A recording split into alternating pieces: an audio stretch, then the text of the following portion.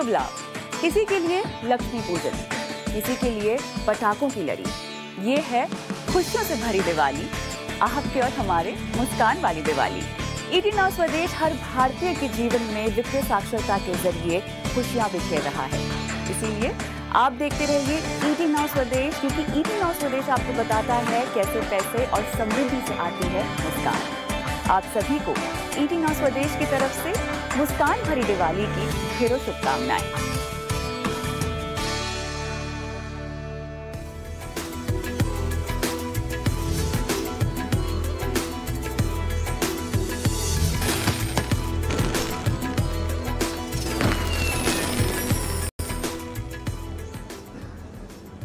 नमस्कार, स्वागत है आप सभी का हमारी इस बेहद ख़ास पेशकश में, जहां पर ये दिवाली मुस्कान वाली। जी हाँ, दिवाली का वक्त है और ऐसे में आप सभी के चेहरे पर कामयाबी की और मुनाफे की मुस्कान आए, यही हमारी कोशिश है हमारी इस बेहद ख़ास पेशकश के ज़रिए।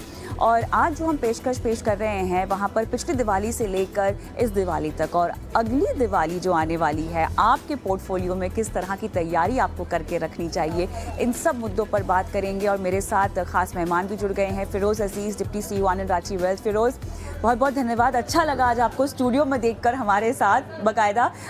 अमूमन तो हम जूम पर ही होते हैं, ये दिवाली मुस्कान वाली, मुबारक हो आपको। आपको भी कविता जी, हर दर्शक को भी मुबारक। और आपके स्टूडियो में आने का सौभाग्य मुझे मिला, इतनी एनर्जी होती है आपके स्टूडियो में, so it's a pleasure to be here. चलिए शो की शुरुआत करते हैं। और आज फिरोज को यहाँ बुलाने का मकसद ये है कि हम न सिर्फ ज्ञान चर्चा करें बल्कि आपके पोर्टफोलियो के लिए सीधा और सही रणनीति भी आपको बताएं। लेकिन उसके पहले कुछ बुनियादी बातें जो हमें समझ लेनी चाहिए, क्योंकि ये ऐसा वक्त होता है फिरोज जब हम बहुत मंथन करते हैं, हम अपने पोर्टफोलियो को देखते हैं और अपने बैंक बैलेंस को देखते हैं। दिवाली का वक्त है, शुभ खरीदारी भी करनी होती है लोगों को। थोड़ा सा अगर मैं पीछे जाऊँ और पिछली दिवाली से लेके अब की दिवाली की अगर मैं बात करूं, बाजार के लिहाज से, अर्थव्यवस्था के लिहाज से, तो हम कितने बदले हैं? आई थिंक काफ़ी बदले हैं। ये बहुत इवेंटफुल ईयर रहा है। Of course eventful for India positive way में, globe unfortunately eventful bad way में हुआ है। काफ़ी चीज़ें डिटेरियोरेट हुई हैं ग्लोब के सिचुएशन में। अगर इंडिया की वही चीज़ों पे हम इंडिया को मेजर करें तो वो बेटर हुआ है। अब क्या हुआ है कि लास्ट जून जुलाई में, दिवाली से 2-3 महीने पहले 2022 में क्या हुआ था कि ब्याज दरें बहुत ऊपर चली गई थी, क्योंकि महंगाई यूएस की और बहुत सारी कंट्रीज की, डेवलप्ड कंट्रीज की महंगाई जिंदगी की सबसे हाईएस्ट स्तरों पे चली गई थी। महंगाई चली गई तो इंटरेस्ट रेट चला गया। बट आज अगर हम इंडिया के कंपेयर करें, इंडिया की इन्फ्लेशन 5.02 है। राइट। ऐसा भी हुआ कि लास्ट 1.5-2 सालों में यूएस की 16-17 महीने तक इन्फ्लेशन इंडिया से ज्यादा थी। शायद ही किसी ने सपने में भी ऐसा सोचा होगा। तो ग्लोब के लिए नेगेटिव रहा है लास्ट 1 ईयर, इंडिया के लिए उन्हीं पैरामीटर्स पे पॉजिटिव रहा है। और अगर आरबीआई की महंगाई की टारगेट 5.5, 5.76 है लास्ट 2 क्वार्टर्स की, हम ऑलरेडी उससे नीचे हैं। सो आई थिंक इवेंटफुल रहा है। सेकेंड चीज जो स्टैंड आउट की है इंडिया के फेवर में, कि इंडिया में बहुत पैसा आया है, फॉरेन पैसा आया है, इंडिया का डोमेस्टिक पैसा आया है। और बहुत यूनिक चीज ये हुई है लास्ट दिवाली से ये दिवाली तक, फॉरेन पैसा छोटी और मध्यम वर्ग कंपनियों में भी आया है। 10 साल पहले जब हम देखते थे, फॉरेनर पैसे जब डालते थे वो लार्ज कैप में ज्यादा डालते थे, लार्ज कैप में भी टॉप 20 निफ्टी स्टॉक्स में ज्यादा होता था। इस बार हमने देखा है कि एमएससीआई का जो स्मॉल कैप डोमेस्टिक इंडेक्स है इंडिया फोकस, उसमें भी घना पैसा आया है। So I think these are some of the trends. तो ये कहानी तो हमने बदलती भी देखी है, पलटती भी देखी है, लेकिन जितना भी हम कह लें कि हम निवेश में हमने लोगों की भी वृद्धि देखी है। एसआईपी के आंकड़े भी आपके सामने ही हैं और आज भी जो आंकड़े आए हैं वो लगभग 16,900 करोड़ के पार जाते हुए भी दिखाई दे रहे हैं। तो भारत की अर्थव्यवस्था, भारत के बाजार मैच्योर हुए हैं, अर्थव्यवस्था मजबूत हुई है, निवेशक जो हैं उनका रुझान बढ़ा है। लेकिन किसी भी तरह की चिंता अगर मैं आपसे पूछना चाहूँ, क्योंकि एक तो देखिए चुनाव का भी माहौल है हमारे देश में, है ना। अब ऐसे में अगर आप फिस्कल डेफिसिट की बात करें, अगर आप बात करें फ्रीबीज की जो कि हम आता हुआ देख रहे हैं, फूड सब्सिडीज़ की बात करें, अर्थव्यवस्था के लिहाज से किसी भी तरह का रेड फ्लैग जो आपको आता हुआ दिखाई दे रहा हो? कविता जी, रेड फ्लैग्स तो हैं, बट इन इक्विटी इन्वेस्टिंग में रेड फ्लैग हमेशा रहे हैं। मेरे 17 साल हो गए, ऐसा कोई साल नहीं मिला जहां पे रेड फ्लैग्स नहीं थी।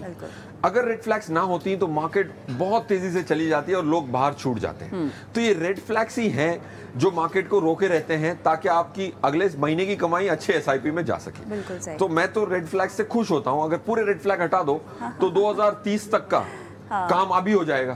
तो लोग जो बाहर रह गए वो बाहर ही रह जाएंगे हमेशा के लिए।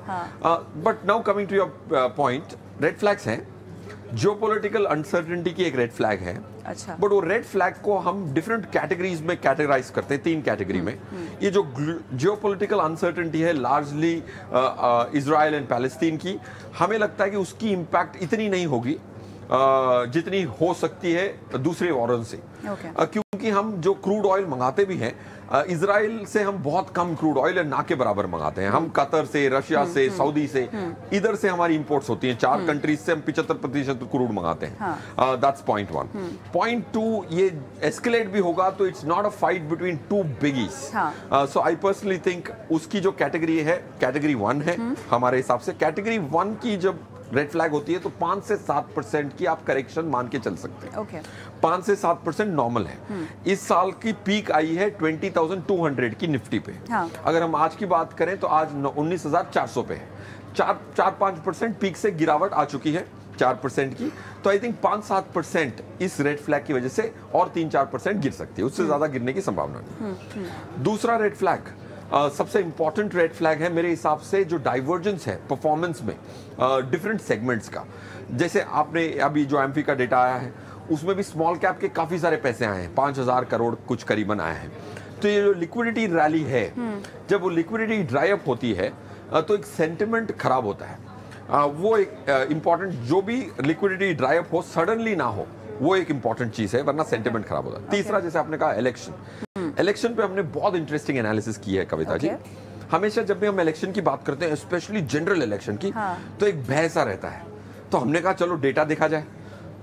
5 जनरल इलेक्शन जो 25 सालों में हुए हैं 1999 से, 5 जनरल इलेक्शन में जो इलेक्शन जो बीच में था, लेट्स अज्यूम 6 महीने पहले इन्वेस्ट करता और 6 महीने बाद निकाल भी लेता मैं, 1 साल के लिए भी इन्वेस्ट करता इलेक्शन को बीच में रख के, तो ऐसा कोई भी इस 5 इलेक्शन में ऐसा कोई भी नहीं था जहां पे लॉस हुआ है लोगों का।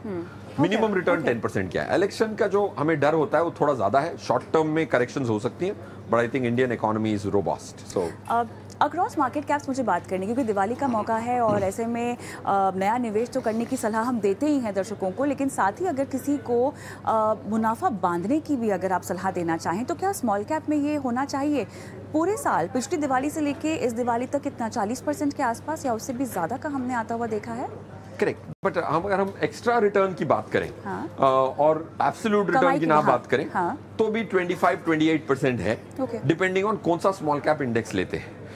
मेरे हिसाब से सबसे कॉमन स्मॉल कैप इंडेक्स जिसको म्यूचुअल फंड निवेशक को लेना चाहिए वो है एनएससी स्मॉल कैप 250 इंडेक्स, जिसमें एनएससी 500 के नीचे के 250 कंपनियां चुन के, वो जो 250 हैं वो एनएससी स्मॉल कैप 250 होते हैं।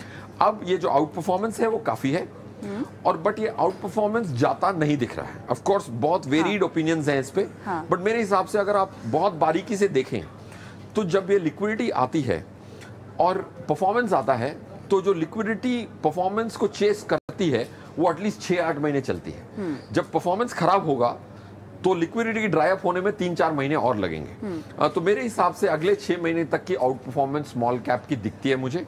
अगर हम स्मॉल कैप के इंडेक्स को भी टॉप 10 को ब्रेक करके देखें, जैसे सुजलॉन हो गया, केपीआईटी, आईडीएफसी लिमिटेड, ये सब टॉप स्टॉक्स हैं एनएससी स्मॉल कैप 250 के।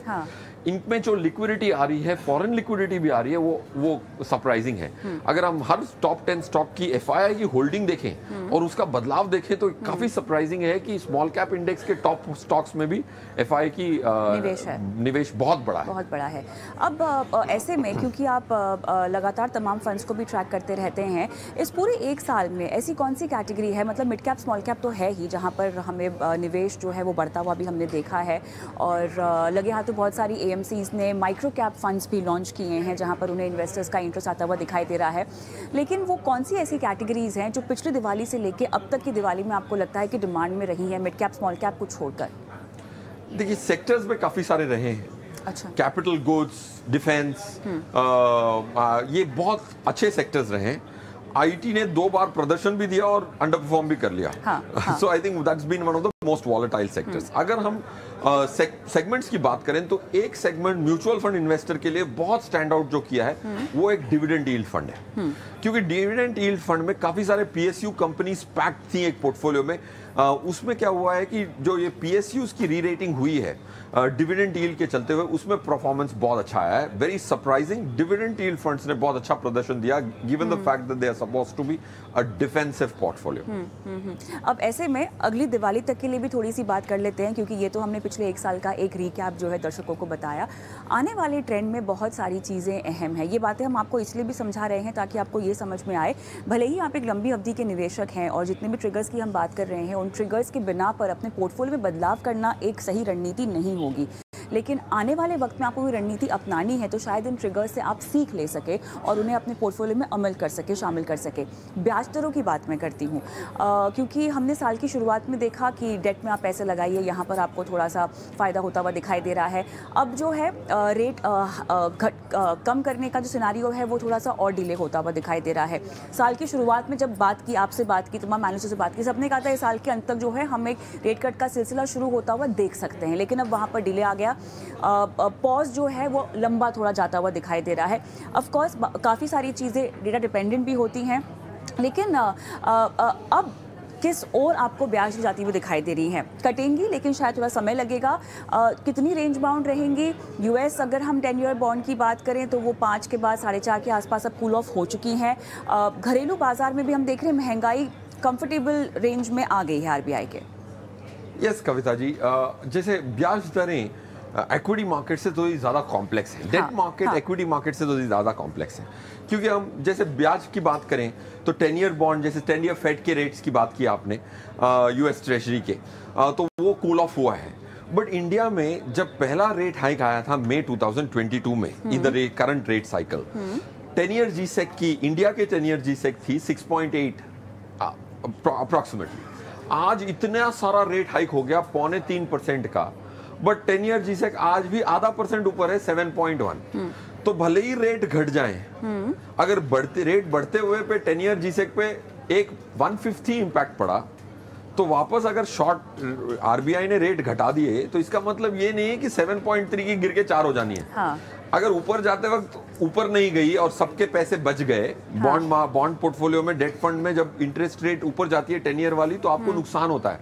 तो आपका इतना नुकसान नहीं हुआ जितने ब्याज दरें आरबीआई ने बढ़ाई हैं। तो अब घटेगी तो भी आपका बॉन्ड में पैसा ज्यादा बनेगा, ये मुझे उम्मीद नहीं है। पॉइंट 2, जो पहले लगता था कि बड़ी जल्दी है, आप एफडी की रेटें ब्लॉक कर लें, स्मॉल सेविंग स्कीम्स की रेट्स इतनी अच्छी नहीं आएंगी, मुझे लगता है कि अभी आपको इतनी हड़बड़ाहट करने की जरूरत नहीं पड़ेगी। जो आपने कहा उससे मैं बिल्कुल सहमत हूं, जो रेट कट्स की साइकिल्स हैं वो इतनी फास्ट नहीं आएंगी। अगर इतनी फास्ट नहीं आएंगे तो एज एन इन्वेस्टर मैं करूं क्या? हाँ। कि मैं हड़बड़ाहट में ना रहूं कि भाई ये एफडी रेट मुझे मिलेगी नहीं, कल बुक कर लेता हूं। हाँ। आप सुकून से कर सकते हैं, जल्दबाजी की जरूरत नहीं है। आपको 3 महीने 6 महीने बाद भी अगर आपके पैसे आए तो आप एफडी कराएंगे तो ज्यादा कम रेट नहीं मिलेगा। तो लेकिन अब मेरे ख्याल से ड्यूरेशन का प्ले इंपॉर्टेंट हो जाएगा। अगर आप एफडी भी कर रहे हैं, अगर आप म्यूचुअल फंड के जरिए भी डेट म्यूचुअल फंड की ओर जा रहे हैं, तो कितनी अवधि का लेना चाहिए फिरोज? देखिए, ऐसी अच्छे रेट्स पे मेरे हिसाब से जितनी लंबी अवधि के लिए आप ब्लॉक कर पाएं उतना अच्छा है। एक क्लैरिटी, फिक्स डिपॉजिट भी आप 5 साल की तक की आती है, 5 साल तक की ब्लॉक करेंगे तो बहुत अच्छा है। देखिए, ये क्लैरिटी एक इन्वेस्टर के मन में बहुत जरूरी है कि डेट को मैं क्यों ले रहा हूं। क्या मैं रिटर्न के लिए ले रहा हूं? बिल्कुल नहीं, इतनी अच्छी रिटर्न नहीं होती। इक्विटी में ऐसा कोई 10 साल का पीरियड नहीं होगा जहां इक्विटी ने डेट को अंडर परफॉर्म किया है। तो अगर इक्विटी अच्छा ही रिटर्न देने वाली है तो आप डेट में किस कारण से जा रहे हैं? सही बात, सेफ्टी के कारण से जा रहे हैं, ताकि आपकी गाड़ी में एक शॉक ऑब्जॉर्वर रहे। 100% इक्विटी में डाल देंगे तो बैलगाड़ी की तरह चलेगी, उसमें शॉक ऑब्जॉर्वर नहीं होता। राइट। तो आप डेट डालेंगे तो एक शॉक ऑब्जॉर्ब करता है। तो ऐसा अगर शॉक ऑब्जॉर्वर आपको मिल जाए, 7.5-8% का, 8.5% की एफडी मिल जाए, तो जितना लंबी अवधि तक आप ये गाड़ी का शॉक ऑब्जॉर्वर लगा लेंगे तो उतनी इजीली आप सुकून से इक्विटी इन्वेस्ट करके आप कमा पाएंगे। तो अगर लंबी अवधि की मैं बात करूं, अगर कोई लॉन्ग टर्म के लिए डेट में पैसे लगा रहा है, ब्याज दरों की उतार चढ़ाव नहीं झेलने पड़ेंगे उनको? मेरे हिसाब से अगर आप, कई किस्म के इंस्ट्रूमेंट्स हैं, जैसे एफडी में आपको ब्याज दरें बढ़ती हैं घटती हैं, आपको कोई एनएवी नहीं निकलती।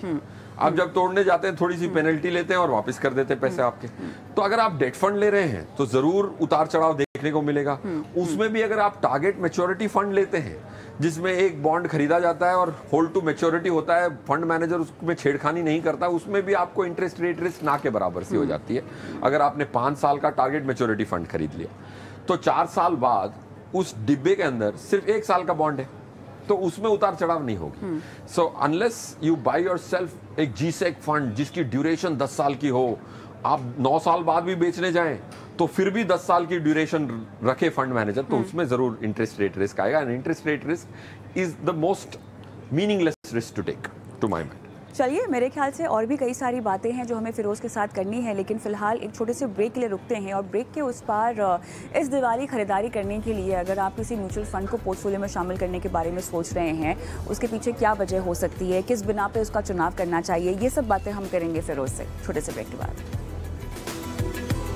Welcome back. आप देख रहे हैं हमारी खास पेशकश ये दिवाली मुस्कान वाली, जहां पर हम बात कर रहे हैं आपके फाइनेंशियल पोर्टफोलियो के बारे में और मेरे साथ जुड़े हुए हैं फिरोज़ अजीज़। फिरोज़, चर्चा को आगे बढ़ाते हैं और अब मेरे ख्याल से दर्शकों को जिसका बेसब्री से इंतज़ार होता है वो मौका जहां पर आप अपनी रिकमेंडेशंस देते हैं। और यहाँ रिकमेंडेशंस वैसे तो मैं दिवाली से दिवाली तक आपसे मांग रही हूँ, लेकिन क्योंकि हम 1 साल के लिए ऐसी रिकमेंडेशन इन्वेस्टमेंट के लिहाज से नहीं देते हैं तो नज़रिया कितना लंबा होना चाहिए वो आप दर्शकों को बताइएगा। लेकिन रिकमेंडेशंस के लिहाज से अगर किसी को शुभ खरीदारी करनी हो तो कहाँ कहाँ कैसे कैसे करें?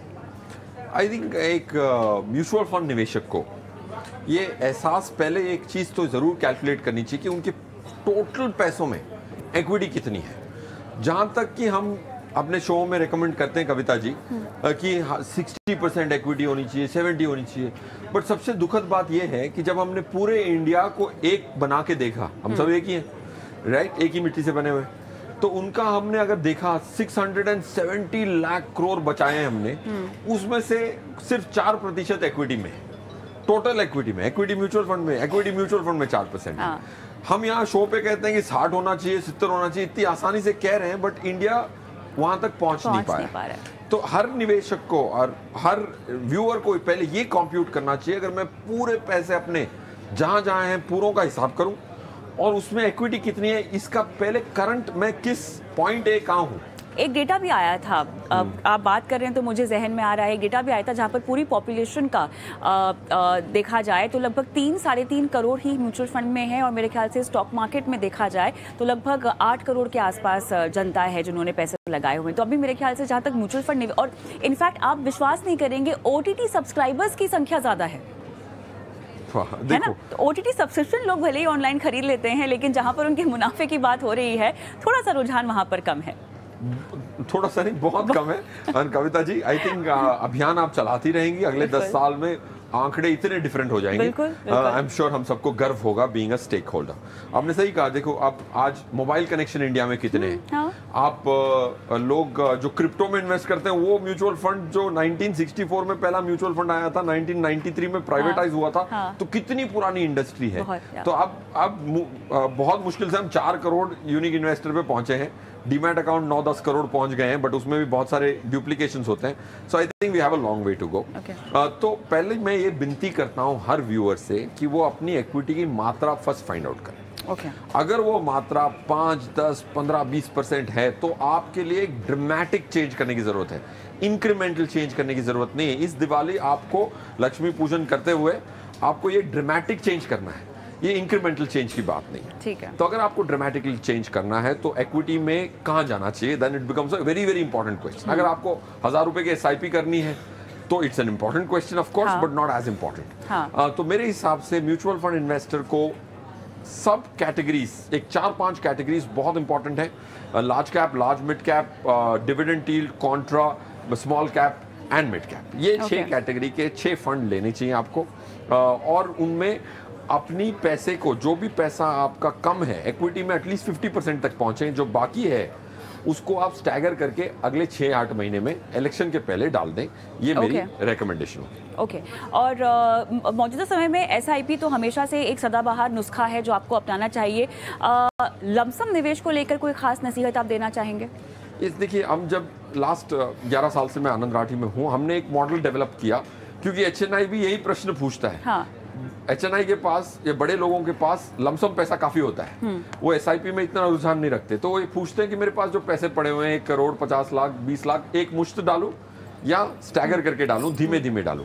तो जब भी हमें लगता है कि निफ्टी फंडामेंटल जो उसकी प्राइस होनी चाहिए अंदाजन उससे कम होती है तो हम लमसम डालते हैं, उससे ज्यादा होती है तो हम धीमे धीमे डालते हैं। ठीक है। आज की हमारी जो एस्टिमेट है फंडामेंटल वैल्यू ऑफ निफ्टी की 19,000 की आती है।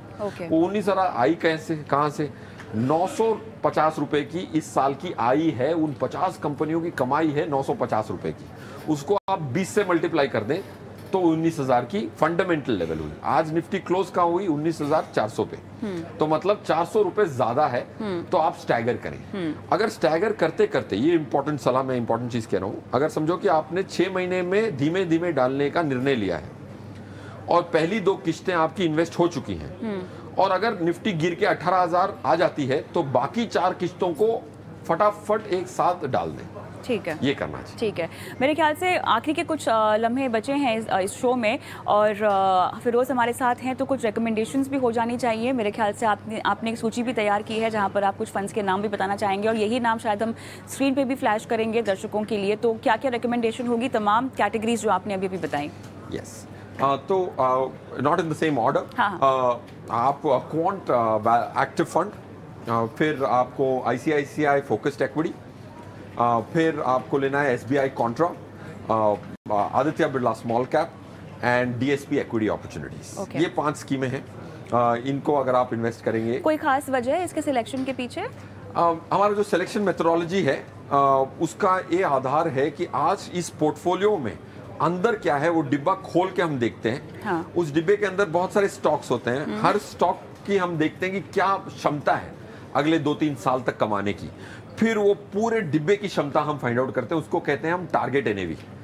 और उस आधार पे हम चुनाव करते हैं। 385 स्कीमें हैं जो एक्टिव फंड्स हैं, पैसिव फंड 200 तो छोड़ ही दीजिए, तो 385 तो कोई इंसान खरीद नहीं सकता, उसमें से 5 खरीदनी है। तो ये परखना ही बहुत बड़ा मैथमेटिकल मॉडल हमने डेवलप किया है, तो उसमें फ्यूचरिस्टिक परफॉर्मेंस के आधार पे हम चूज करते हैं। जैसे इसमें एक स्कीम मैंने आपको बताई, Aditya Birla small cap fund, हमने इसको 1.25 साल पहले रेकमेंड किया था, उसकी पास्ट परफॉर्मेंस बहुत खराब थी, तब हमने हिम्मत से रेकमेंड किया था फ्यूचर के आधार पे। तो पहले 6-8 महीने हमारे रेकमेंडेशन करने के बाद अच्छी नहीं चली, बहुत खराब चली, फिर इस अप्रैल से अब तक वो 385 में से टॉप आ गई। तो फ्यूचर के आधार पे खरीदना हमारा प्रिंसिपल है। Those are the principles on which these 5 are recommended.